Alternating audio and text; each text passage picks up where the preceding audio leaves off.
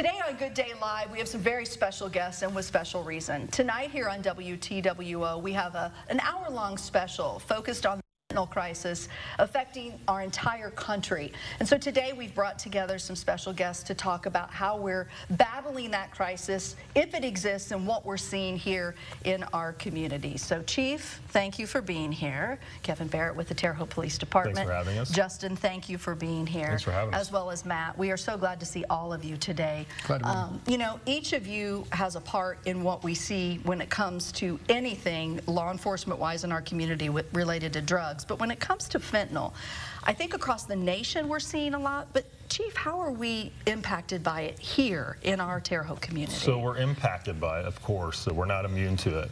However, Terre Haute is usually 2 or 3 years behind national trends. I think that's where we're at right now. So we're taking big steps on enforcing and educating the public, as well as school systems and with our local partners in the Bio County School Corporation, and working with our federal partners with the Drug Enforcement Administration, the FBI, Homeland Security. All the resources and assets that we have, we are putting behind this so we can curtail it. You know, and that's the thing is, I like to think that at this point we're almost blessed by not having the numbers they have across the nation. But of course we have other issues that we're dealing with besides fentanyl, right? No, of course, yeah. Yeah, so fentanyl is a problem. Sure. It's going to continue to be a problem. It's not going away. It's only going to get worse, but we're trying to curtail that as much as we can. So what are some of the measures that you all are doing? What are some of the things that you're basically putting out there to try to curtail this? Well, we use all of our resources that we possibly can. Anytime that there may be an overdose or an overdose and death, we automatically send out our criminal investigators. We send out our drug task force, who those detectives are priceless when it comes to investigating drugs or any crimes, because they affect throughout our community in a multitude of ways. Working with the prosecutor's office, some of the most serious charges that they can see or that we see can come from the overdoses or dealing and resulting in death. So we use those resources, plus, like Chief said, our national resource, our federal resources with the FBI, the DEA, and what comes with that, us having task force officers assigned to those is just, it's phenomenal. And then not to mention our preventative measures as far as Narcan and everything else that's evolved over the years. Matt, with your role, can you talk about some of the things that maybe you have seen related to the fentanyl crisis? So with the national crisis, we have seen pills that's been brought into the community. We've seized large amounts of those. It's not at the rate that other cities are seeing. What we mainly see here in Terre Haute is pills, counterfeit pills that are laced with fentanyl, methamphetamine that's laced with fentanyl. So the problem is people are taking drugs that they normally have taken in the past that don't realize that it contains fentanyl, and then that's what's causing the overdoses. So now it's educating people, letting them know what's in the drugs that they're taking, and then when we combat it, we go out on it. So if we have officers responding with Narcan, so if somebody has an overdose, they're able to revive them, and we've done that on several occasions. But we've been lucky enough that the fentanyl problem has not came to our city like it has others. And I think that we've taken a lot of steps to combat that.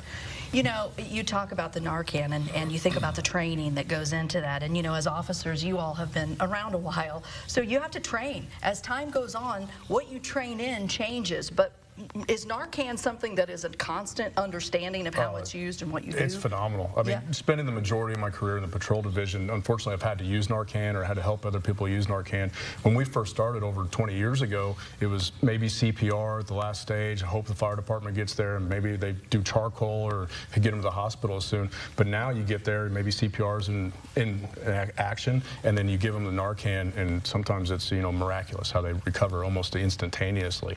But it can almost become a too, because people that are using these drugs and they don't know what they're using, they don't know the potency of it, they depend on Narcan as they carry it themselves sometimes, and then sometimes that can become a crutch that you don't know that's always going to help you.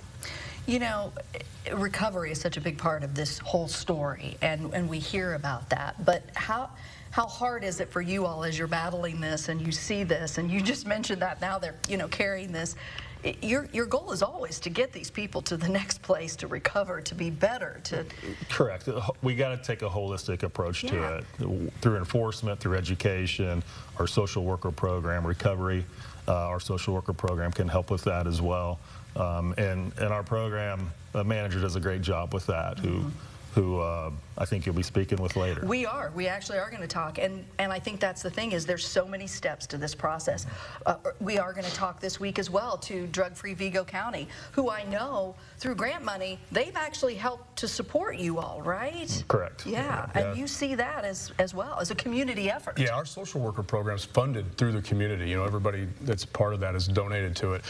He's the master of all the resources. You know, he reaches out to the different programs, the CLEAR program to the courthouse, Next Step, Phoenix House, there's REACH programs. They're all out there and they're all trying to help. And again, they're trying to get resources to help too. Okay.